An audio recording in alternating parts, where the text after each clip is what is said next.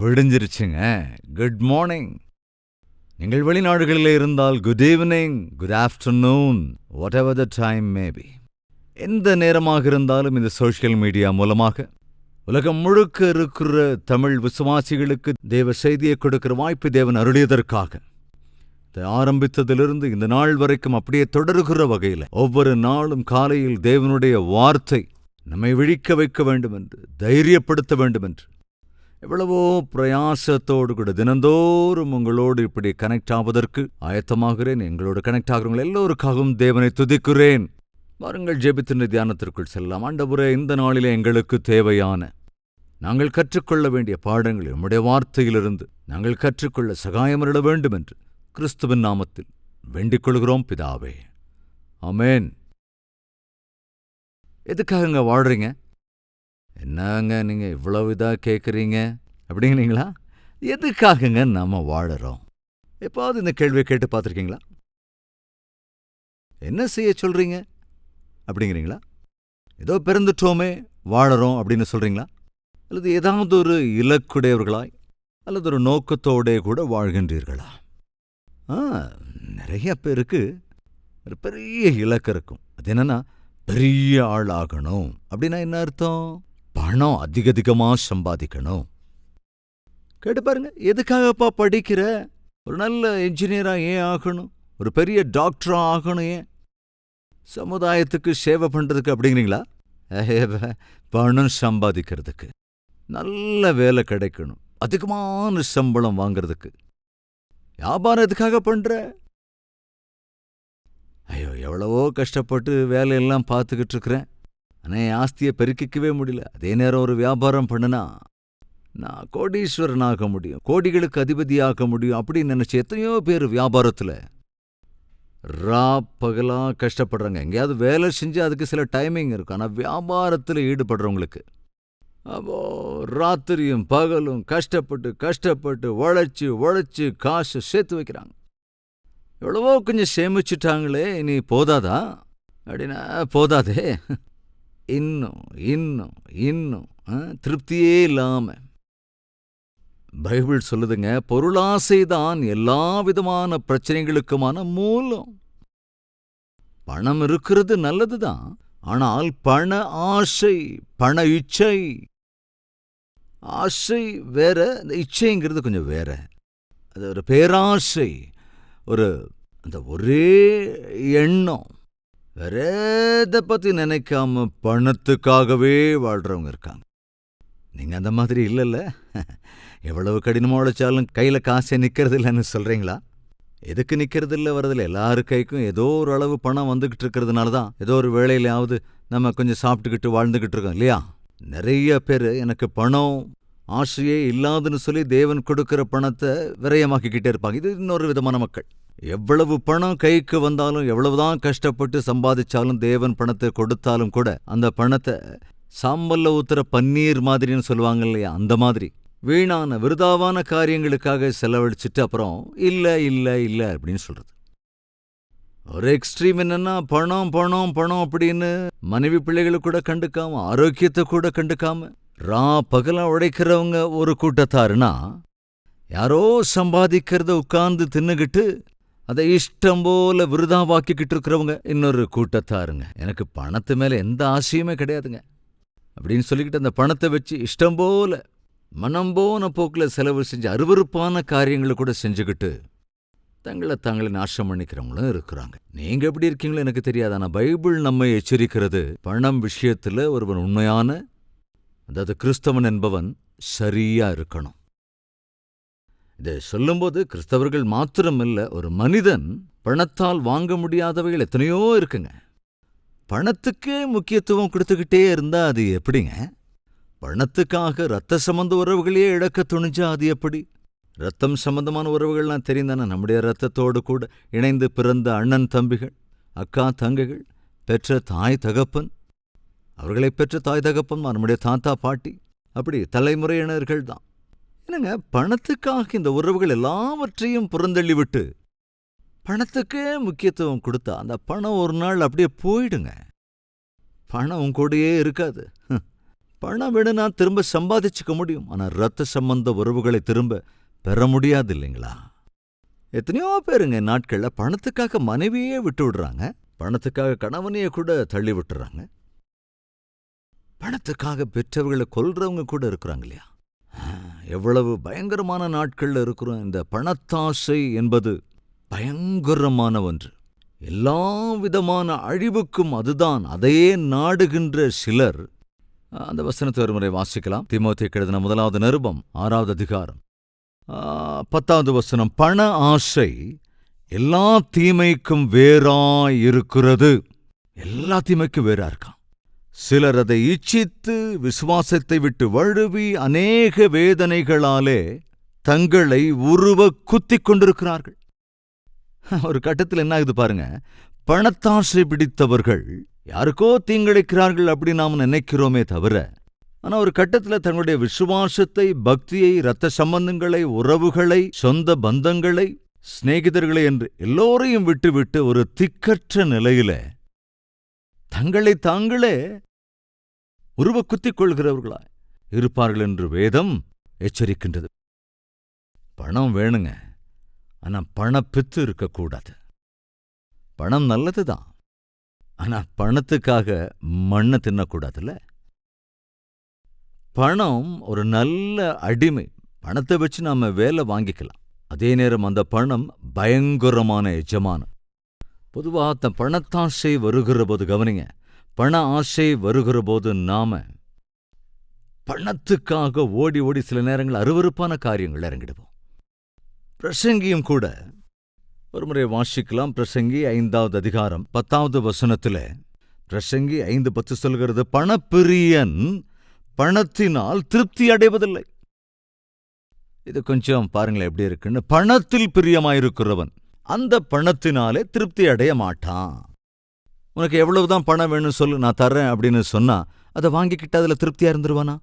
இன்னும் கொஞ்சம், இன்னும் கொஞ்சம், இன்னும் கொஞ்சம். ஒரு வியாபாரம் பண்ணி ஒரு உன்னதமான ஸ்தானத்தை எட்டுனதுக்கு அப்புறம், சில கோடிகளை சம்பாதிச்சதுக்கு அப்புறமாவது இனி போதும் அப்படின்னு நினைப்பானா?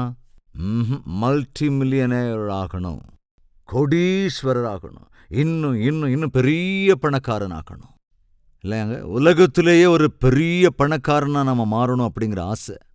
இன்றைக்கு மனிதர்களை, சில வியாபாரிகள் எல்லாம் பாருங்க, அவங்க ஒரு 10-20 தலைமுறைக்கான சொத்து சம்பாதிச்சிருந்தாலும் இன்னும் பணம் சம்பாதிக்கணும் அப்படிங்கிற ஆசை இருக்கும். பேராசைன்னு தான் அதை சொல்லணும் இல்லையா? பணப்பிரியனாய் இருக்கிறவன் பணத்தினால் திருப்தி அடைவதில்லை. செல்வ பிரியன் செல்வ பெருக்கினால் திருப்தி அடைவதில்லை. இதுவும் மாயையே.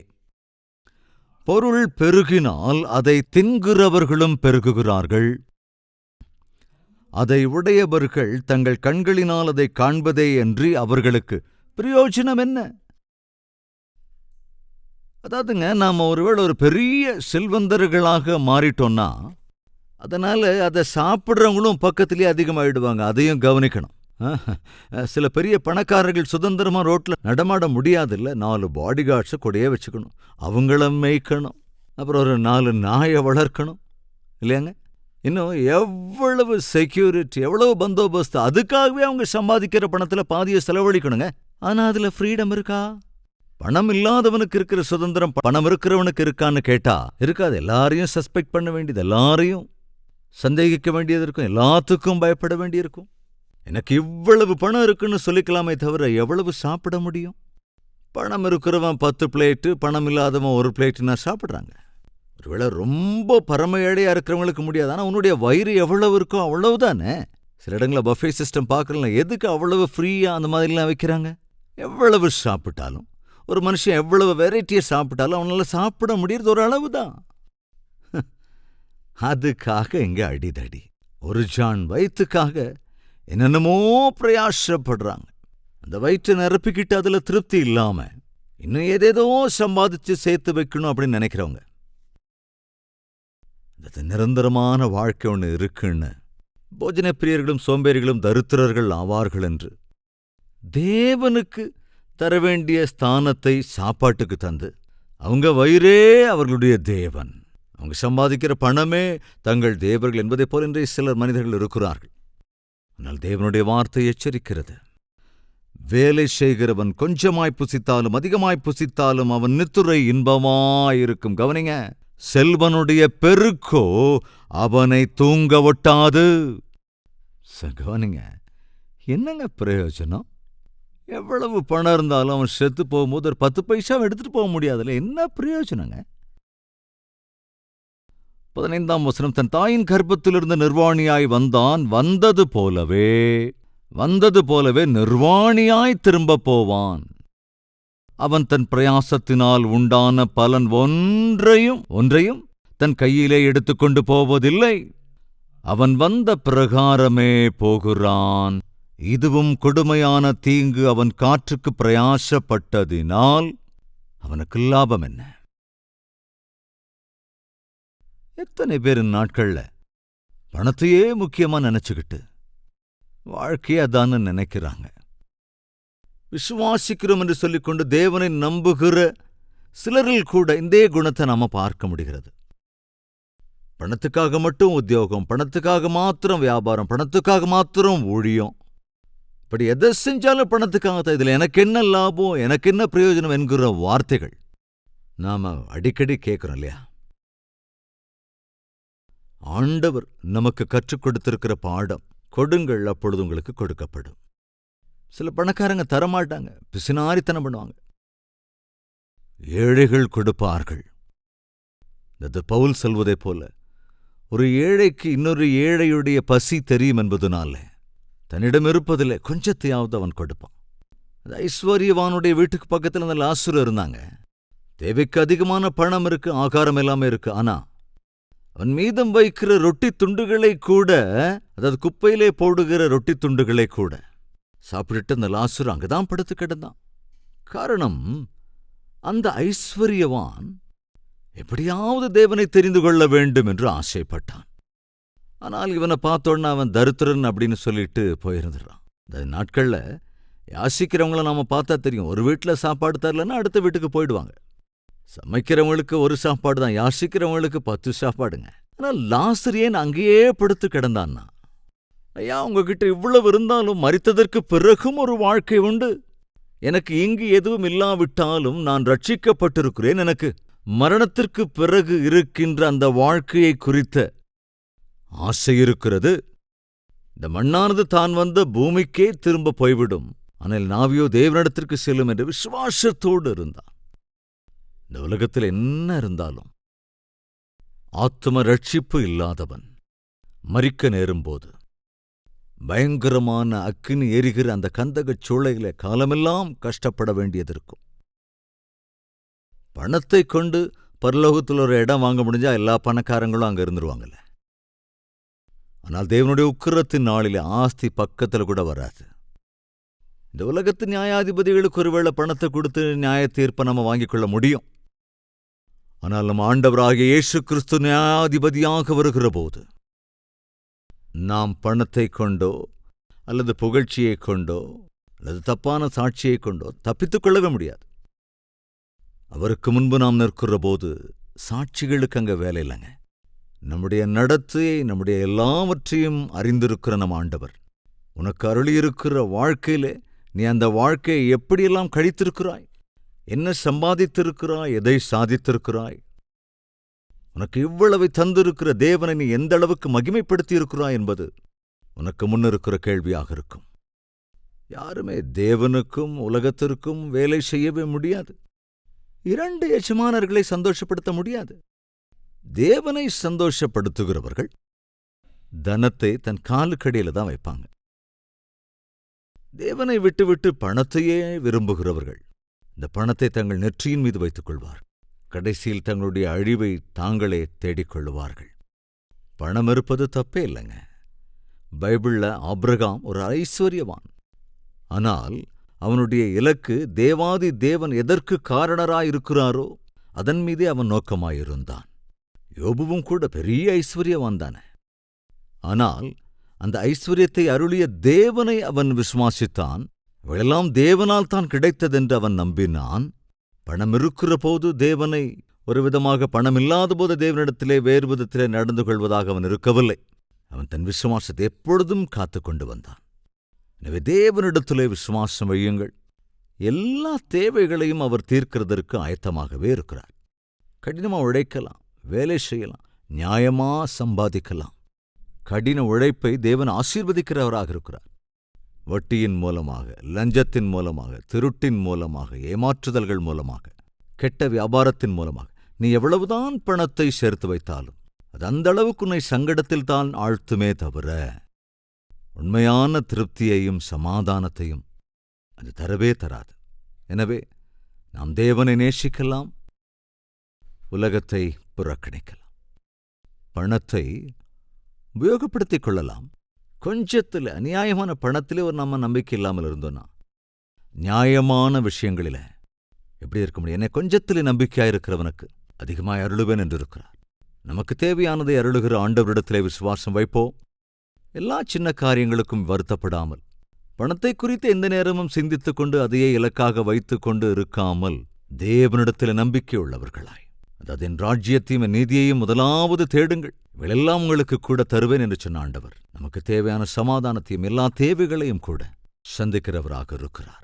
ஜெபிக்கலாமா? பரிசுத்தமும் அன்பும் நிறைந்த பிதாவே, உலகத்தின் போக்கை பார்த்து ஆண்டவரை நாங்கள் அதை பின்பற்றாமல் உம்மையே நோக்கி பார்த்து எங்கள் விசுவாசத்தில் தொடர்வதற்கு அகாயத்து பறவைகளை போஷிக்கிற தேவன், காட்டு புஷ்பங்களை அலங்கரிக்கிற தேவன், எங்களுக்கு தேவையானவைகளை தம்முடைய ஐஸ்வரியத்தின்படி அருளிச் செய்வார் என்கிற வார்த்தைகள் நம்பி உம்முடைய சாட்சிகளாய் எங்கள் வாழ்வதற்கும் உமக்கே முதல் ஸ்தானத்தை தருவதற்கும் எங்களுடைய வளர்ச்சியிலே, எங்கள் பணிகளிலே, வியாபாரத்திலே, எங்கள் உத்தியோகங்களிலே நாங்கள் நம்பிக்கையுள்ளவர்களாயிருந்து கடின உழைப்பை நாங்கள் அனுபவிக்கிற வகையிலே நிற்கும்படி, உம்மால் ஆசீர்வதிக்கப்படும்படி, பணத்தைக் காட்டிலும் தேவனையே அதிகமாய் நேசித்து இந்த உலகத்திலே பணத்திற்கு முதலிடம் தராமல் நம்முடைய அன்புக்கு, பண்பு, பாசத்துக்கு, தேவனுக்கு முக்கியத்துவம் தருகிறவர்களாய் இருப்பதற்கு எங்கள் ஒவ்வொருவருக்கும் சகாயம் அருள வேண்டும் என்று கிறிஸ்துவின் நாமத்தில் வேண்டிக் கொள்கிறோம் பிதாவே, ஆமேன். நம்முடைய கர்த்தராகிய இயேசு கிறிஸ்துவினுடைய கிருபையும் பிதாவாகிய தேவனுடைய அன்பும் பரிசுத்தாவின் அந்யோன்ய ஐக்கியமும் சந்தோஷமும் சமாதானமும் இந்த அனுதின தியானத்தில் ஒருமனப்பட்டிருக்கிற நம் அனைவரோடும் இன்னும் சதா காலங்களிலும் தங்கி தரித்திருப்பதாக, ஆமேன். தேவனுக்கு ஸ்தோத்திரம். உங்கள் ஜெப தேவைகளையும் பாரங்களையும் அவ்வப்பொழுது ஒரு டெக்ஸ்ட் அல்லது வாய்ஸ் மெசேஜ் மூலமாக 8939801234 என்ற நம்பருக்கு வாட்ஸ்அப்பில் அனுப்பி தெரிவியுங்கள். உங்கள் பட்சமாக நாங்கள் தொடர்ந்து ஜெபிக்கிறோம், நீங்களும் ஜெபியுங்கள். எங்ககிட்ட பணம் இல்லைங்க, பணமே கிடையாது, கடன் தான் இருக்கு, லட்சக்கணக்கா கடன் இருக்கு அப்படின்னு சொல்றீங்களோ என்னவோ தெரியாது. அதுதான், நீங்க பணத்தை எப்படி ஹேண்டில் பண்ணணுமோ என்று தெரிந்து கொள்ள முடியாததால் தான் நீங்கள் கடன்ல மாட்டிக்கிட்டு இருக்கீங்க, அல்லது அதிக பணத்துக்கு ஆசைப்பட்டு சிக்கல்களுக்குள் மாட்டி எங்கள் பிரச்சனைகளில் இருக்கிறீர்கள். ஒருவேளை இன்று தேவன் இதை குறித்து உங்களோடு பேசியிருக்கிறார் என்றால் இருக்கிறவைகளிலே திருப்தியாக இருந்து தேவனுக்குள் விசுவாசத்திலே வளருங்கள். தேவனிடத்திலே ஜெபியுங்கள். உங்களுக்காக நாங்களும் தொடர்ந்து ஜெபிக்கிறோம். தேவனுக்கு சித்தமானால் நாளை இதே நேரம் இதே அனுதின தியானத்தில் மீண்டும் நாம் எல்லோரும் சந்திக்கலாம். அது வரைக்கும் தேவனுடைய மகா கிருபை நமக்கு துணையா இருப்பதாக.